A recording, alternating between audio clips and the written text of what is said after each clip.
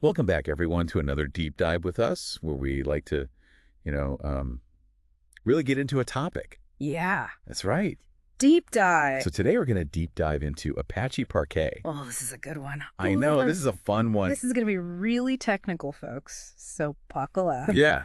But it's something that, we hear about. We know it's important. It's a file format for big data. Right, and it underpins a lot of the, the fast analytics that we see these days. So if you use a service that has like a really snappy dashboard or anything like that, chances are Parquet's involved somewhere. Yeah, definitely involved somewhere. Yeah. So to get started with this, I think the most important thing is to understand this concept of columnar storage. Right. Because that's really what makes Parquet different and special. Yeah. So the basic idea, right, is that traditionally we think about data in like a row format, like a spreadsheet. Right. But this is not how Parquet stores it. It stores it by column. By column. Yeah. So all the values for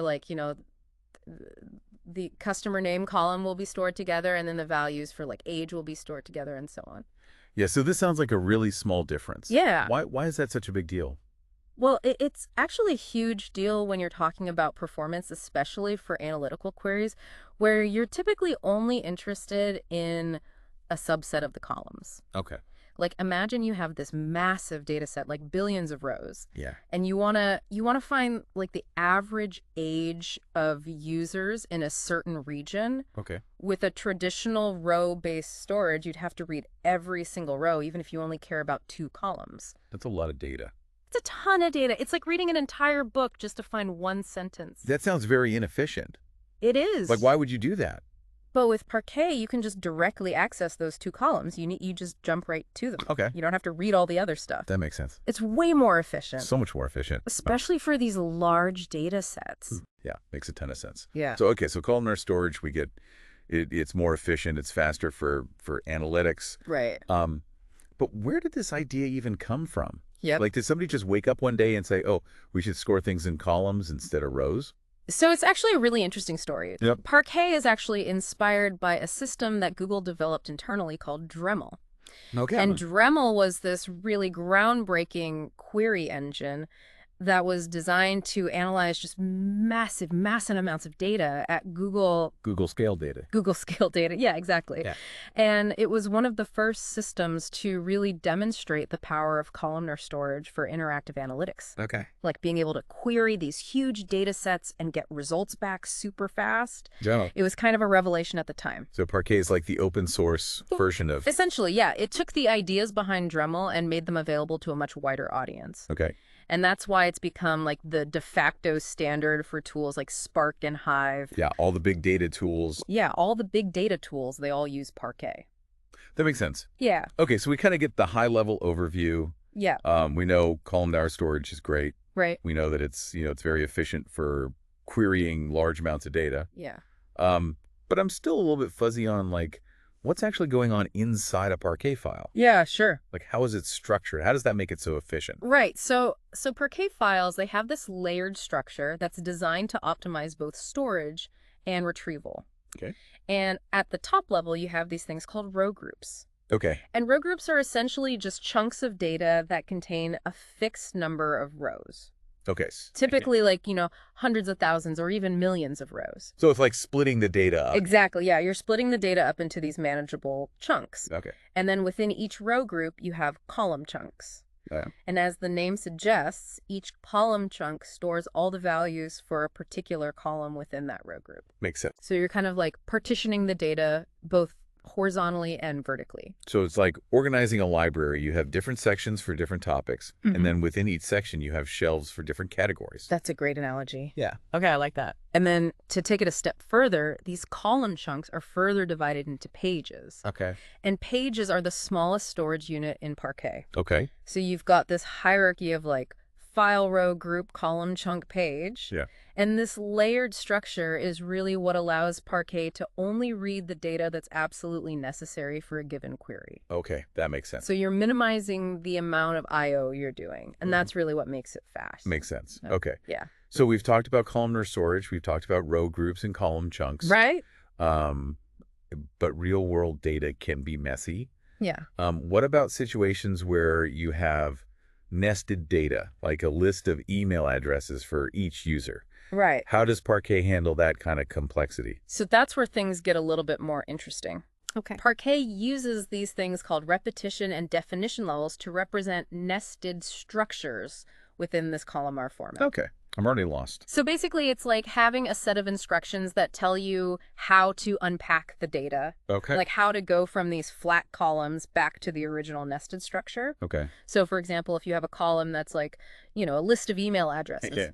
the repetition level will tell you how many times a particular value is repeated within that list. Okay. And the definition level will tell you whether a value is present or not. Okay. Like if it's null or not. That makes sense. So you can still store this data in a columnar format, but you have this extra information that tells you how to reconstruct the original nesting. That's really clever. Yeah, it's pretty neat. Okay. And it's crucial for being able to query this data effectively. Makes sense. Yeah. All right, so we've got efficient storage. We can handle nested data. Right. What else makes Parquet so special? So another key advantage is that Parquet uses a variety of compression and encoding techniques Okay. to further reduce storage space and improve query performance. Let's talk about compression. Yeah. I've heard of things like zip files and MP3s. Right. But how does compression work in the context of data storage? So it's the same basic principle, right? Yeah. You're trying to represent the data more compactly without losing any information. Okay. And Parquet supports several different compression algorithms like Snappy and gzip. Okay. And these algorithms, they look for patterns in the data, and they find ways to represent those patterns using fewer bits. So it's like finding shortcuts. Exactly. Yeah. Yeah. Like finding shortcuts to represent the data. Okay. And this not only saves storage space, but it also makes queries faster because there's less data to read from disk. Makes sense. Yeah. Okay, so compression, I get it. Yeah. We're shrinking the data down. Yeah. But what about encoding? Yeah, so encoding is kind of related to compression. It's about transforming the data into a format that's more efficient to store and process. Okay. So for example, if you have a column that has a lot of repeating values, like a gender column, Yeah. you can use something called dictionary encoding, Okay. which basically creates a dictionary of unique values and then replaces the actual values in the data with references to that dictionary. It was like creating a shorthand code. Yeah, exactly. It's like a shorthand code. Okay. And this can save a lot of space, especially if you have a lot of repetition in your data. That makes sense. And Parquet uses several different encoding techniques depending on the type of data, Okay. like run length encoding, Yeah. delta encoding, and so on. It's like a whole science. It is, yeah. There's a lot of cleverness that goes into these encoding schemes. That's really cool. Yeah, Okay, so we've talked about compression, we've talked about encoding, you're right. and all of this sounds very efficient. Yeah. But can we get a little bit more specific about how Parquet actually optimizes queries? Yeah. Like, what are some of the key techniques that it uses? So one of the most important techniques is something called predicate pushdown. Predicate pushdown. Yeah. Okay, that sounds complicated. It's actually not that complicated.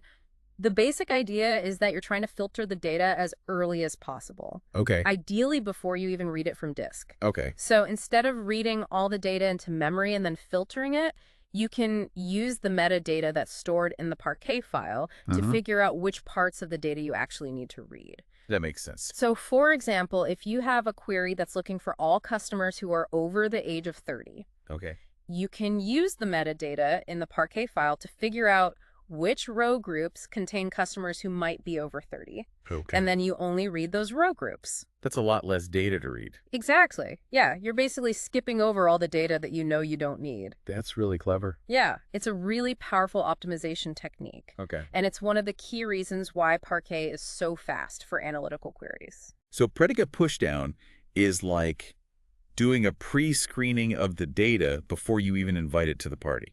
That's a great analogy, yeah. I like that. You're only letting in the data that you know you're actually going to use. Makes sense. Yeah. Okay, so we've got predicate pushdown. What else? So another important technique is column pruning.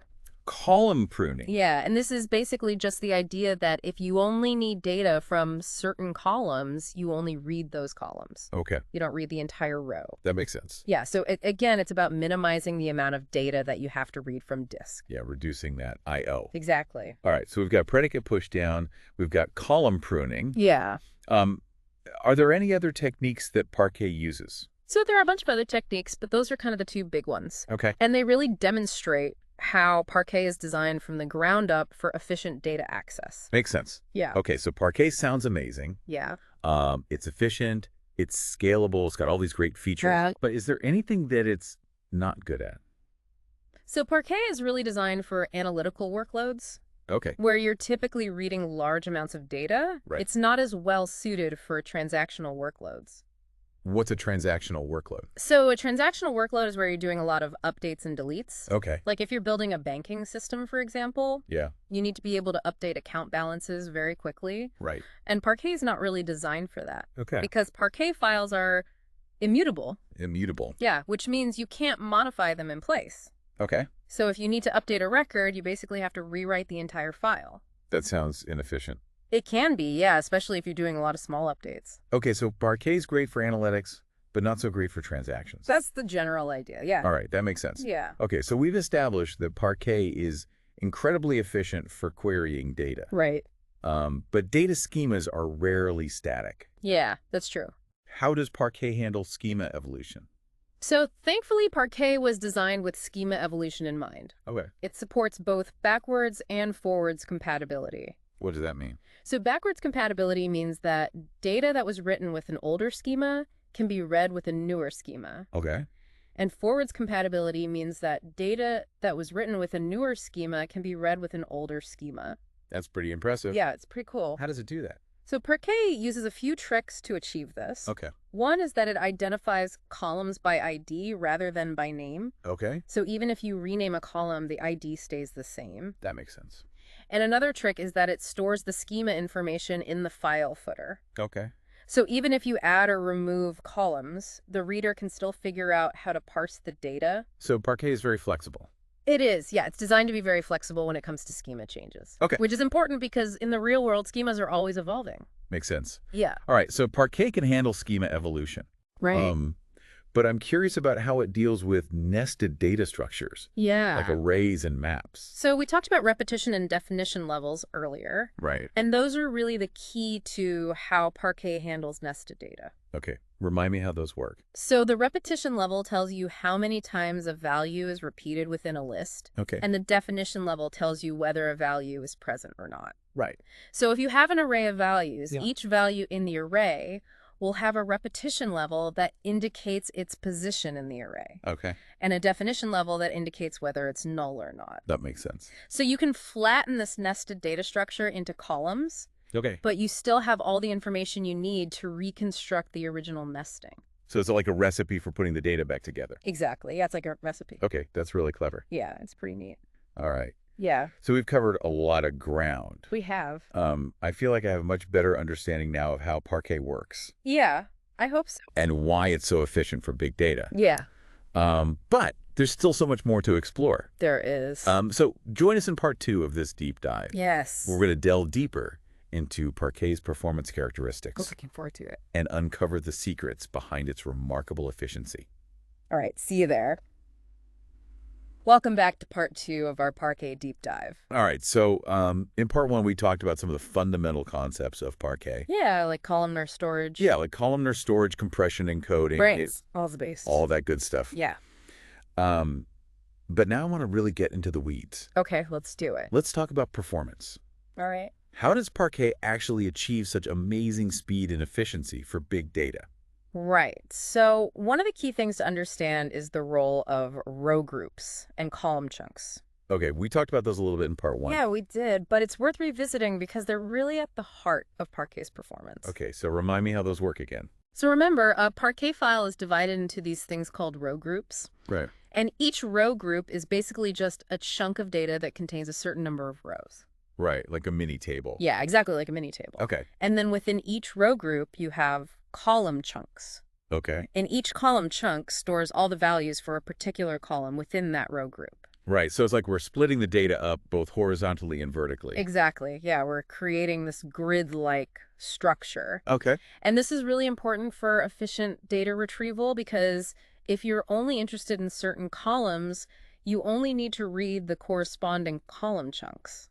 That makes sense. So you don't have to read the entire row group. So it's like going to the library and only checking out the books from the section you're interested in. That's a great analogy. Yeah. Okay, I like You're that. not browsing the entire library. Right, exactly. You're just going to the section you need. Okay, so row groups and column chunks, we get it. Right. They help us to read data more efficiently. But how does the size of these row groups affect performance? That's a great question. Like, is there an ideal size, or does it depend on the use case? It definitely depends on the use case. Okay. So larger row groups are generally better for read performance. Okay. Because they have less metadata overhead and you can achieve better compression. Okay, that makes sense. But they can be slower to write Okay. because you have to buffer more data in memory before you can write it to disk. Right. Smaller row groups, on the other hand, are faster to write. Okay. But they can be slower to read. Okay. So it's a trade-off. It's always a trade-off, yeah. Okay, so how do you decide what size to use?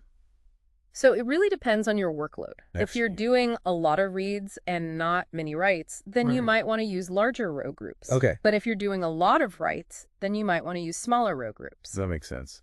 And there are tools that can help you to analyze your workload and choose the optimal row group size. Okay, cool. Yeah. So we've talked about row groups and column chunks. Right.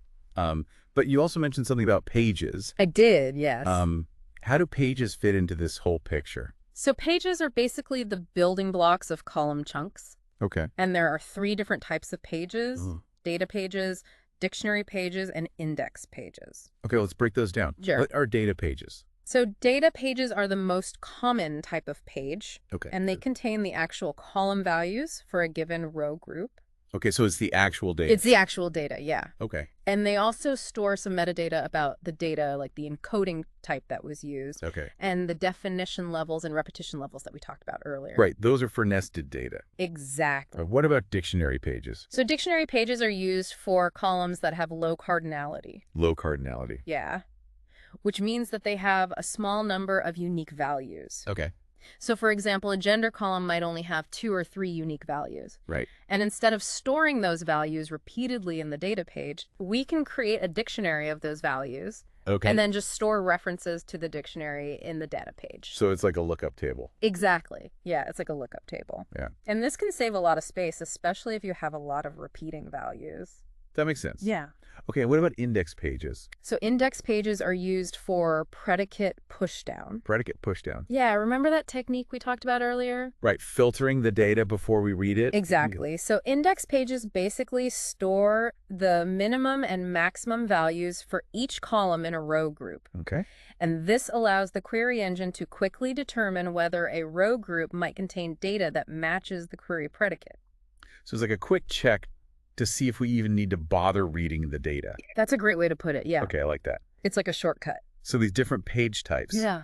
they all work together to make Parquet really efficient. They do, yeah. They're all part of the secret sauce. Okay, Yeah. cool. Yeah. So we've talked a lot about how Parquet reads data, but I'm also curious about how it writes data. Yeah. Like, what's the process for creating a Parquet file? So it's actually a pretty involved process. Okay. But I'll try to give you the high-level overview. So Okay. the first step is row batching. Row batching. Yeah. Okay, what's that? So basically, instead of writing individual rows to disk one at a time, Okay. you accumulate a batch of rows in memory, Okay. and then you write the entire batch to disk as a unit. That makes sense. And this is more efficient because it reduces the number of I/O operations. Right, because writing data in bulk is faster than writing it one row at a time. Exactly. Yeah, it's like the difference between taking the bus and driving your own car.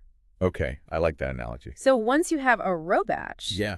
the next step is to convert it into columnar format. Right, because Parquet stores data by column. Exactly. And then you divide the columnar data into pages, Okay. and you apply compression and encoding. Right. And finally, you write the pages to disk. Okay, so it's a multi-step process, It is, yeah, there's a lot going on behind the scenes. but it's all designed to make Parquet as efficient as possible. Exactly. Yeah, that's the goal. Okay, cool. Yeah. So we've talked about how Parquet reads data and how it writes data. Right.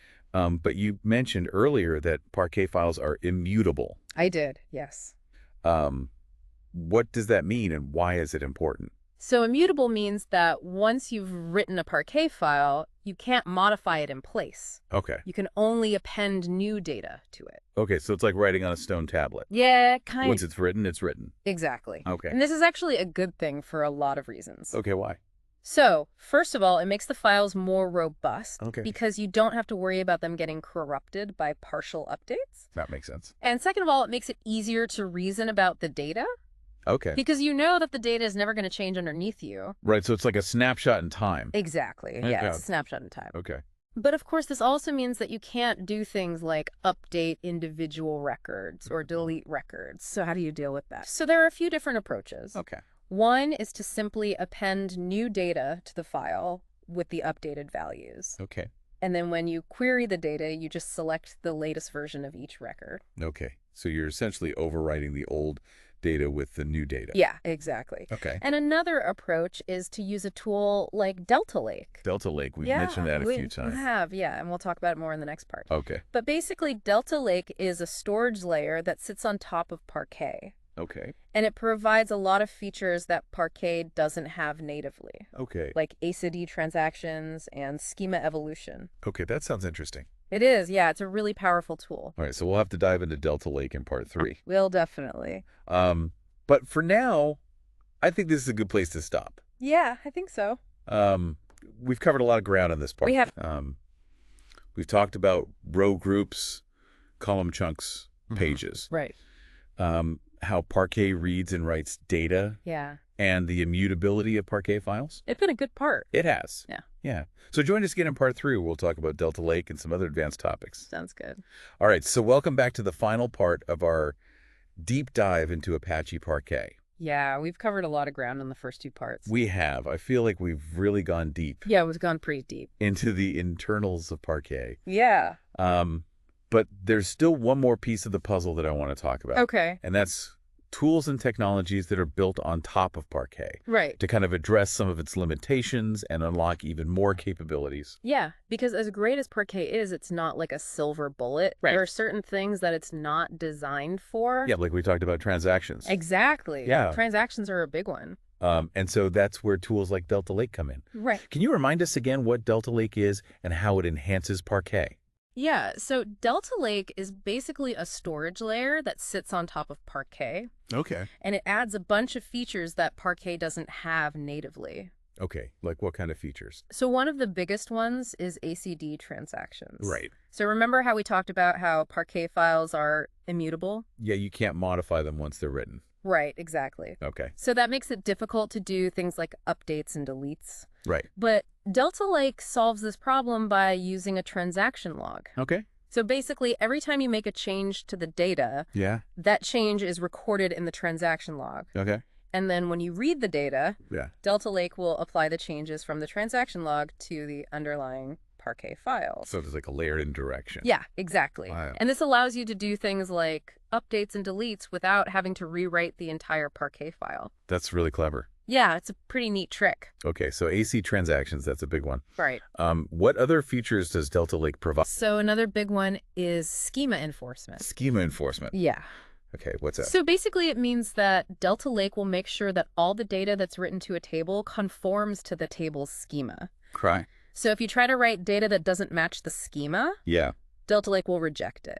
Okay, that makes sense. And this is really important for data quality Yeah. because it prevents you from accidentally introducing bad data into your table. Right, garbage in, garbage out. Exactly. Okay, so schema enforcement, that's another good one. Yeah.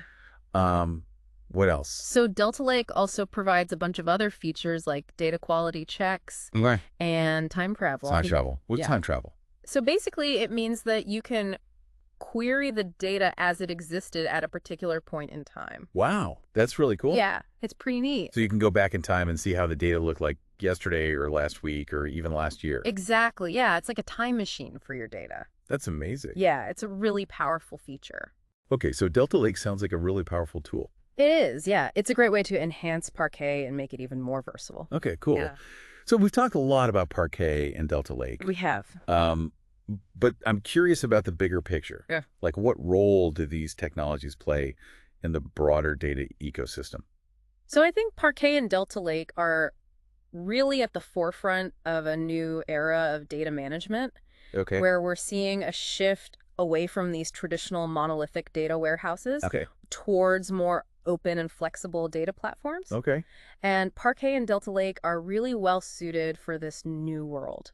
I'll go. So first of all, they're both open source. Okay. So they're not tied to any particular vendor. Right. And second of all, they're both very scalable. Good So eye. they can handle the massive amounts of data that we're seeing today. Right. And third of all, they're both very flexible. Okay. So they can be used for a wide variety of use cases. So they're kind of like the foundation for this new data platform. Yeah, exactly. They're the building blocks.